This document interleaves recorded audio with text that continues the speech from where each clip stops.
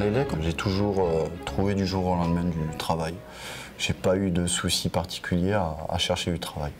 Voilà, donc j'ai toujours appelé, j'ai jamais dû m'acharner à appeler des entreprises à droite, à gauche. Le premier entreprise à chaque fois que j'ai appelé, j'ai été embauché du jour au lendemain. Donc non, par rapport à ça, j'ai pas eu de difficulté à trouver une entreprise. La plus grosse entreprise, on était 50 salariés. 50 salariés, c'est pendant mon apprentissage, donc à BCR à Pamiers. Ensuite, combien j'ai fait d'entreprises? J'en ai fait 4 ou 5, dont 2 c'était du multiservice et les 3 autres c'était purement élec. Honnêtement, je trouve que c'est un très joli métier. Il ne faut pas avoir peur de se servir des mains, parce que après on dit l'électricité, c'est simplement un électricien. Donc oui, en neuf, on est simplement électricien. Après, en rénovation, il faut avoir quelques capacités en maçonnerie, en placo, en plâtrier.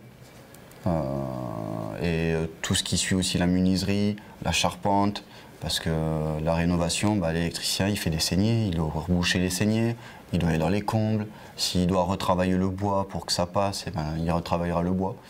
Donc je trouve que c'est un métier, on va se dire, très divertissant. Voilà, qui rejoint un peu tout dans les corps de métier quand on se sait se servir de ses mains. Voilà. Le souci, c'est qu'il ne faut pas se mettre le stress devant un patron. Parce que le patron vous demandera toujours d'aller plus vite.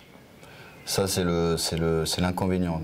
Dans toutes les boîtes que j'ai faites, c'est l'inconvénient du patron qui veut aller tout le temps vite, vite, vite. Donc moi, ce que je fais maintenant, c'est que je ne me mets plus le stress. Je vais voir le patron en disant que voilà, un délai, c'est un délai. Je ne peux pas aller aussi vite que la musique.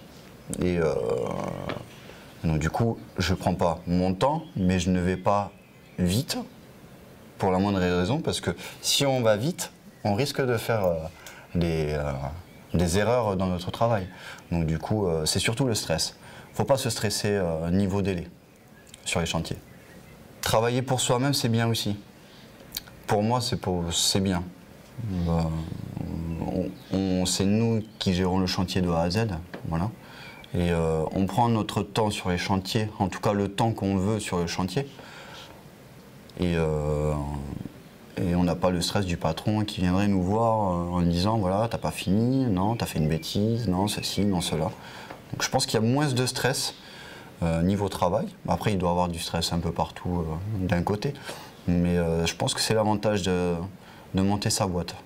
Mais après, si c'est une bêtise, là, c'est 100% notre faute. Voilà.